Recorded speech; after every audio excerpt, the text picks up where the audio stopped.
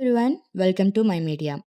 అదృశ్యమైన 7 ఏళ్ల చిన్నారి రుషికా ప్రియను హత్య చేసిన దుండగులు ఇంటి పక్కనే ఉన్న సైకో కులవర్ధన్గా గుర్తించారు.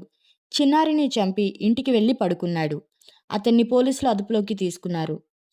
మరి ఇతని గురించి మీరేమంటారో కామెంట్ సెక్షన్లో చెప్పండి. ఇలాంటి మరెన్నో వీడియోస్ కోసం మా ఛానల్ని సబ్స్క్రైబ్ చేసుకోండి. నాకు ఒక గంట టైం ఇచ్చేయండి సార్, ప్లీజ్ సార్. నాకు ఒక గంట టైం ఇచ్చేయండి సార్, ప్లీజ్. నాకు వదిలేయండి. పొద్దున్నే స్కూల్ టయానికి అడ్డుకోమన్నా సార్ మా టెన్షన్ వరకు అడివేలకు అంగడి కాడ స్కూల్ కాడ స్కూల్ లేదు అని చెప్తారు. సరే రాండి మా నాతో పాటు పనికాడికి అని చెప్పిన, పనికాడికి రాండి అని చెప్పిన. సరే రాలేదమ్మా నేను టీవీ చూస్తా అంటాం ఇంట్లో అని చెప్పిన.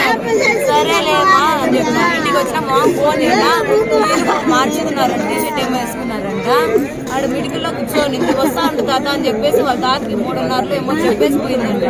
వాళ్ళు నేను 5:30 కాడ ఫోన్ చేసిన, పాపలో ఏం చేస్తారు నేను డ్యూటీ టైంలో పాప కనపడలేదు అని. సరే వాళ్ళ ఫ్రెండ్స్ మామూలు పోతా అంటారు కదా అని చెప్పి వాళ్ళ ఫ్రెండ్స్ ఇంటికి వచ్చిన 6:30 వచ్చిన వాళ్ళ ఫ్రెండ్స్కి అందరికీ ఫోన్ చేసిన, ఎవరికి తెలియదు.